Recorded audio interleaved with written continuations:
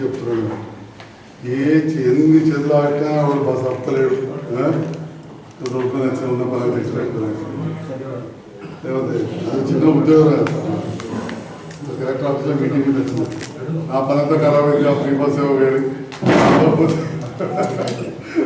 నేను దిక్కెత్తి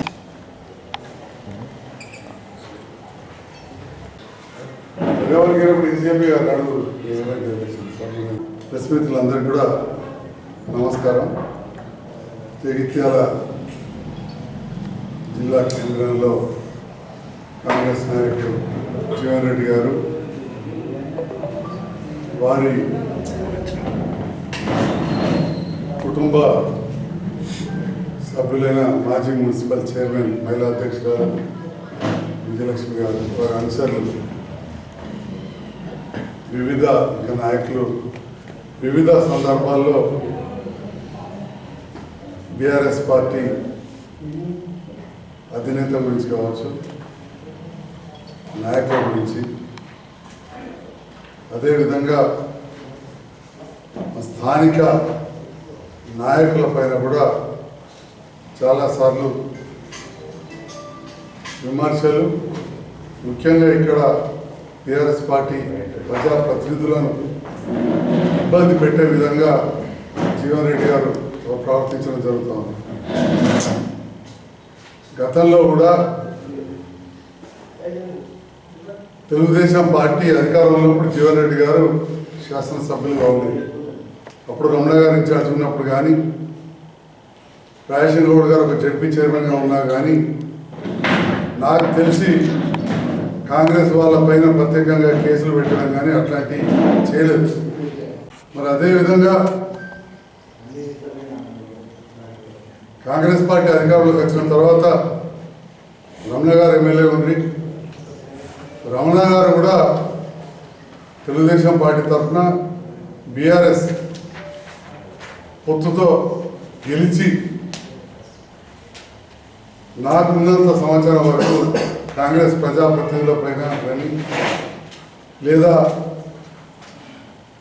అడ్డగోలుగా మాట్లాడడం చేయలేదు.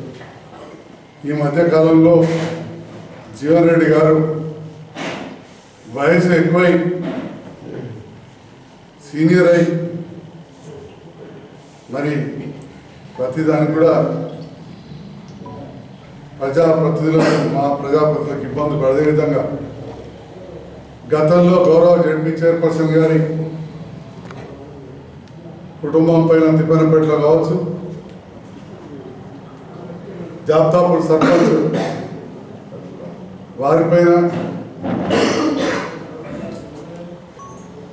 హబ్సీపూర్ సర్పంచ్ వారిపైన కూడా ఇట్లా చెప్తా పోతే కొన్ని కేసులు పెట్టడం, అధికారులు పిలిపించి మాకు మద్దతు చేసిన వాళ్ళ పైన విజిలెన్స్ ఎంక్వైరీలని లేదా ఇంకేదో అని చెప్పి జీవన్ రెడ్డి గారు మాట్లాడుతున్నట్టు సమాచారం. చాలా దురదృష్టకరం. గతంలో కూడా స్కూల్ బాగా చేయాలని చెప్పి పర్మిషన్ తీసుకొని తిప్పనపేటలో అభివృద్ధి కార్యక్రమాలు చేస్తే వాటిపైన కూడా విజిలెన్స్ ఎంక్వైరీ పెట్టించారు. మొన్న హబ్సీపూర్ సర్పంచ్ పైన అక్టోబర్ 13 నాడు అక్కడ దురదృష్టమైన సంఘటన. అక్కడ ఏదో పిల్లలు కొట్లాడుకోవడం, గతంలో వారి కుటుంబంలో ఏ సమస్య ఉందో, ఆత్మహత్య అనేది దాని పరిష్కారం కాదు. ఒక యువకుడు ఆత్మహత్య చేసుకుంటే దానిపైన సర్పంచ్ గారికి పైన కంప్లైంట్ ఇప్పించడం, అక్కడ లోకల్ ప్రజాప్రతినిధులు, అప్పుడున్న పోలీస్ అధికారులు ఈనాడు కూడా అరెస్ట్ చేయక విచారించి పంపించి మళ్ళీ ఇప్పుడు కేసు కాంగ్రెస్ ప్రభుత్వం వచ్చిన తర్వాత మన అరెస్ట్ చేసి జైలు పంపడం జరిగింది రాజేశ్వర రెడ్డి గారు. అదేవిధంగా జాబ్తాపూర్ సర్పంచ్ పైన కూడా ఒత్తిడి తీసుకొచ్చి ఎప్పటి నుండో కంప్లైంట్ చేసుకుంటూ కాంగ్రెస్ ప్రభుత్వం రాగానే ఒత్తిడి తీసుకొచ్చి అధికారులతో సస్పెండ్ చేయిస్తే కోర్టు నుంచి స్టే తీసుకొచ్చుకున్నారు. ఇవాళ నేను జీవన్ రెడ్డి గారిని ఒకటి అడుగుతా ఉన్నాను. మీ ప్రభుత్వ హయాంలో కావచ్చు, మీ అనుచరులు కావచ్చు, మిగతా ఇంకా మీకు అత్యంత సంబంధం ఉన్న వాళ్ళు కావచ్చు, అంటే అంత సచ్యులుగా మీ రెసిపీలు లేవా మీ వాళ్ళకు, అక్కడ ఉన్న వాళ్ళకు మీ పార్టీ వాళ్ళు కానీ మీ బంధుమిత్రులకు కానీ ఉన్న కాడ రైతులది కటింగ్ కానీ సీఎంఆర్కి జరగలేదా? ఈ కాంగ్రెస్ పార్టీకి సంబంధించిన సర్పంచ్లు ఉన్నారు. ఉదాహరణకు అల్లిపూర్ సర్పంచ్ ఉంటే టీఆర్ఎస్ ప్రభుత్వం ఉన్నదారు ఉత్తమ గ్రామ పంచాయతీ అవార్డుగా ఆ సర్పంచ్ గారికి మా చేతుల మీద ఇచ్చినాం. ఏనాడు కూడా ఇబ్బంది పెట్టే ప్రయత్నం చేయలేదు. పొలాసంగి సర్పంచ్ ఉన్నారు, తిమ్మాపూర్ సర్పంచ్ ఉన్నారు, పొరల సర్పంచ్ ఉన్నారు. నిధులు మంజూరు చేసాం, బిల్లులు వచ్చే విధంగా చూసాం. కానీ వాళ్ళు చేసిన ప్రతి పని మీద ఎంక్వైరీ ఏమనుకుంటే ఎక్కడ కూడా లెటర్ లేదు. మీరు ఇవి మాని గతంలో మీరు ప్రతిపక్షంలో ఉన్నప్పుడు మద్యం మీద మాట్లాడరు, బెల్ట్ షాపులు బంద్ చేస్తాం, బిస్కీలు బీర్లు అమ్మే ఆదాయంతో ప్రభుత్వాన్ని నడుపుతున్నారు. జీవన్ రెడ్డి గారు 60 రోజుల దగ్గరికి వచ్చింది. మీరు ఎన్ని బెల్ట్ షాపులు బంద్ చేయించారో చెప్పండి. బడ్జెట్లో మీరు క్వింటాల్కి 500 రూపాయలు ప్రతి పంటకి ఇస్తా అని చెప్పింది. జగిత్యాలలో రాహుల్ గాంధీ గారి సమక్షంలో రాహుల్ గాంధీ గారు 5 పదాలు వాడితే మీరు 25 పదాలు చెప్పారని చెప్పి రాహుల్ గాంధీ గారు వారే ఒక దగ్గర మీ గురించి చెప్పింది.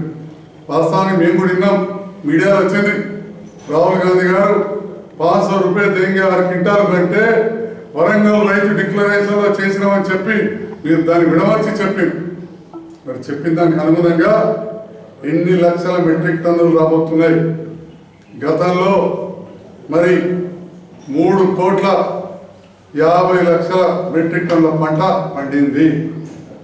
ఈ సంవత్సరం అంతకంటే ఎక్కువ పంట పండే విధంగా మీ రైతు ప్రభుత్వం రైతు డిక్లరేషన్ ఏం చర్యలు తీసుకొని మీరు ఎంత బడ్జెట్లో పెడుతున్నారు డబ్బులు చెప్పాలి. ఫసల్ బీమా యోజన గురించి మాట్లాడరు, ఎవరు ఫసల్ బీమా చేయలేదని ఎన్ని వందల కోట్లు పెడుతున్నారు చెప్పాలి. పసుపు తవ్వుతున్నారు, 1500 ఇస్తామని చెప్పి మీరు మీ మేనిఫెస్టోలో పెట్టినారు. శ్రీధర్ బాబు గారు వారి సంతకంతో ఉన్నది. మరి పసుపు ఆల్రెడీ బయటకు వస్తుంది. 12,000 కూడా లేదు. పసుపుకు 15,000 ఇస్తామని చెప్పినారు, మరి కల్పిస్తున్నారా? ఇవన్నిటిపైన జవాబు చెప్పాల్సిన బాధ్యత మీ పైన ఉన్నదని చెప్పి నేను గౌరవ ఎమ్మెల్సీ గారిని కోరుతా ఉన్నా.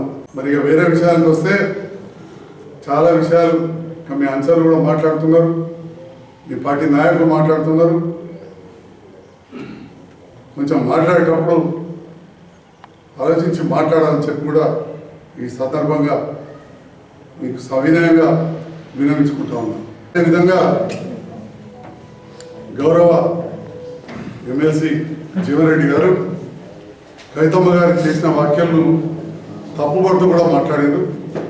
నేను అడుగుతా ఉన్నా మళ్ళొకసారి, తప్పు కేసులు పెట్టుబడి ప్రోత్సహించింది మీరో మీ నాయకులు.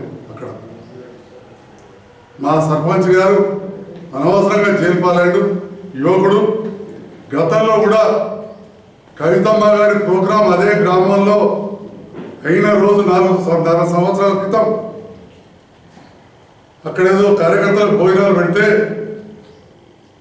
గొడవ చేసి ఉల్టా మా సర్పంచ్ గారి మీద, ఉప సర్పంచ్ గారి మీద, 4 మీద అప్పుడు కూడా SC ST అట్రాసిటీ కేసులు పెట్టించింది. అంటే కొన్ని సంవత్సరాల నుంచి ఇదే ఉంది. ఈ నైజం మార్చుకోవాలని చెప్పి మీకు సవినయంగా నేను మనవి చేస్తా ఉన్నా. లేదంటే మేము ప్రజాస్వామ్యబద్ధంగా మేము ఖచ్చితంగా మేము కూడా పోరాడతామని చెప్పి కూడా ఈ సందర్భంగా గౌరవ ఎమ్మెల్సీ గారికి నేను తెలియజేస్తా ఉన్నాను మీడియా ద్వారా. నిన్న కాంగ్రెస్ పార్టీ నాయకులు జిల్లా పార్టీ అధ్యక్షులుగా, మహిళా పార్టీ అధ్యక్షులుగా నిర్వహిస్తున్నటువంటి మహిళ గౌరవ మా ఐటీ శాఖ మంత్రివర్యులు, మా పార్టీ వర్కింగ్ ప్రెసిడెంట్ కేటీఆర్ గారిని ఫ్రీ బస్సు సక్సెస్ కావడంతో కేటీఆర్ గారు ఈ పిచ్చెక్కింది అని మాట్లాడడం అది మీ స్థాయిలో మీకు అది తగదని చెప్పేసి చెప్తా ఉన్నాం. ఎందుకంటే ఫ్రీ బస్ అనేది సక్సెస్ అయిందని మీరు అంటున్నారు. ఫ్రీ బస్సు సక్సెస్ అయిందా కాలేదా అనేది ఒకసారి పూర్తి స్థాయిలో గ్రౌండ్లోకి వెళ్ళి అందులో ఉన్న బస్సులో ఎక్కిన మహిళలను చూస్తూ ఉంటే ఒక బాధ కొద్దీ ఒక్కసారి వీడియో క్లిప్పింగ్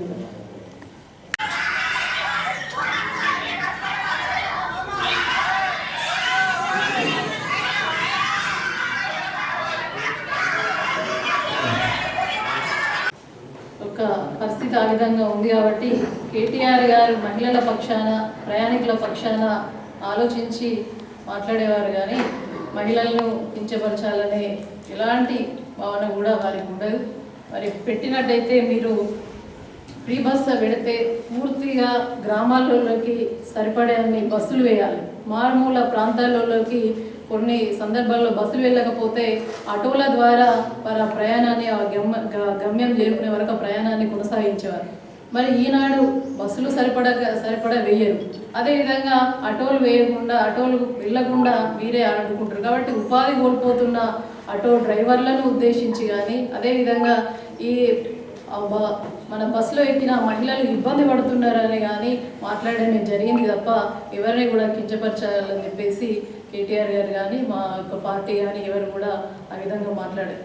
మీరు ఏ విధంగా మాట్లాడుతుంటే ఉన్నట్టు నుండి చూస్తూనే ఉన్నాం. అప్పుడు ప్రెస్ మీట్ల మీద ప్రెస్ మీట్లు పెట్టుడు, మా నాయకులను తిట్టుడు. ఇప్పుడు కూడా అట్లనే వ్యవహరిస్తూ ఉంటారు. మిమ్మల్ని చూస్తే ఏమనిపిస్తుంది అంటే నిజంగా కూడా రాష్ట్రంలో అధికారం వచ్చి జైత్యాల్లో ఎమ్మెల్యే స్థానాన్ని కోల్పోయినందుకు మీకు పిచ్చెక్కి మాట్లాడుతున్నారని చెప్పేసి మేము తెలియజేస్తూ ఉన్నాం. ఎందుకంటే నిజంగా కూడా అక్కడ అధికారం ఉండే ఇంకా మాకు ఇక్కడ జైత్యాల్లో కూడా ఎమ్మెల్యే సీట్ కైవసం చేసుకుంటే బాగుండు. ఓడిపోయిన ఆ భ్రమలో నిజంగా కూడా పిచ్చెక్కి ఎవరు మాట్లాడుతుండ్రో ఒకసారి మీరే మరణం చేసుకోవాలి. మీ విఘ్నతకే వదిలేస్తూ ఉన్నాం. మహాలక్ష్మి అనే పథకం పెట్టిరు. దాంట్లో ఫ్రీ బస్సు పెట్టడం కాదు, దాంట్లో 2500 ఉన్నాయి, గ్యాసులు ఇవన్నీ కూడా ఉన్నాయి. మహాలక్ష్మి అనే పథకం సోనియమ్మ గారి జన్మదిన సందర్భంగా మేము ఇచ్చినాం. మంచి పథకం, మంచిగా మీరు సంబరపడు కాదు, ఆ బస్సులో ఎక్కిన ప్రయాణికులు మరి సంతోషంగా ఉన్నారా లేదా అది చూడండి. మేము ఏదైనా కూడా అన్ని వర్గాల ప్రజలు సంతోషంగా ఉండాలని చెప్పేసి మాట్లాడుతున్నారు తప్ప ఇంకోటి కాదు. మీరందరూ కాంగ్రెస్ నాయకులు ఎందుకో అధికారం వచ్చిన తర్వాత మీరే ఉలిక్కి పడుతున్నారు, మేం కాదు. ఎందుకు ఇంత పడుతున్నారో అర్థమైతే లేదు. పూర్తి స్థాయిలో మరి ఈ యొక్క సంక్షేమ పథకాలన్నీ కూడా అమలు చేసే విధంగా మీరు ప్రయత్నం చేయండి తప్ప మరి శాసనసభ స్థానాన్ని నేను ఇక్కడ కోల్పోయినా మరి నాకు ఊళ్ళల్లో నాకు వీళ్ళు ఓట్లేదే, వాళ్ళు పని చేయలేరు అని చెప్పేసి వాళ్ళని టార్గెట్ చేసి వాళ్ళ మీద కేసులు పెట్టించడం కాకుండా నిజంగా కూడా మీరు ఏదైతే అమలు చేస్తా ఉన్నారో ఈ 420 స్కీమ్స్ 6 గ్యారంటీలు ప్రజాపాలన అని చెప్పేసి ఇవన్నీ ఏం చేసారో ఇవన్నిటిని కూడా అమలు చేసే విధంగా పూర్తి స్థాయిలో ప్రతి గడపకు అందే విధంగా చేయండి తప్ప అది నిజంగా మీకు టార్గెట్ వర్క్స్ ఏమున్నాయో అవి టార్గెట్ చేయండి. మా యొక్క ప్రజాప్రతినిధులు కానీ పార్టీని కానీ నాయకులను మాత్రం కించపరిచి వాళ్ళని టార్గెట్ చేసే పద్ధతి కాదు. ప్రజల తీర్పును శిరసా మేము గౌరవిస్తూ ఉన్నాం అని చెప్పేసి వినమ్రంగా కూడా మా కేటీఆర్ గారు ప్రభుత్వం పార్టీ ఒప్పుకున్నది. కాబట్టి మీ ప్రభుత్వానికి పూర్తిగా సహకరిస్తామని కూడా అసెంబ్లీలో చెప్పడం జరిగింది. మీరు ఏదైనా మీకు చిత్తశుద్ధి ఉంటే ప్రజలకు సంక్షేమం చేసే దానిపై అభివృద్ధిపై మీరు శ్రద్ధ పెట్టండి అని చెప్పేసి హితవు పలుకుతూ ఉన్నాం. కాబట్టి మాట్లాడే ముందు స్థాయికి మించి మీరు మాట్లాడుతూ ఉన్నారు. నిజంగా మరొకసారి చెప్తా ఉన్నా, రాష్ట్రంలోనేమో అధికారం వచ్చింది, జైత్యాలనేమో అధికారం లేకపోయి దాంతో పిచ్చేకి మీరు మాట్లాడుతున్నారని చెప్పేసి అందరూ కూడా అనుకుంటూ ఉన్నారు. అది కరెక్ట్ కాదు. ఏదున్నా కూడా మీ ప్రజల పక్షాన ఆలోచించే పార్టీ టీఆర్ఎస్ పార్టీ ఉద్యమ కాలం నుంచి మరి ఈనాడు ప్రజల కోసం కొట్లాడుతున్న పార్టీ అని చెప్పేసి తెలియజేస్తూ ఉన్నాం. చాలామంది మీ వల్ల మరి ఇబ్బందులు పడుతూ ఉన్నారు. అటువంటి ఇబ్బందులు కాదు, ప్రజలకు సంక్షేమం చేయాలని చెప్పేసి మేము అందరం కూడా మిమ్మల్ని రిక్వెస్ట్ చేస్తాం.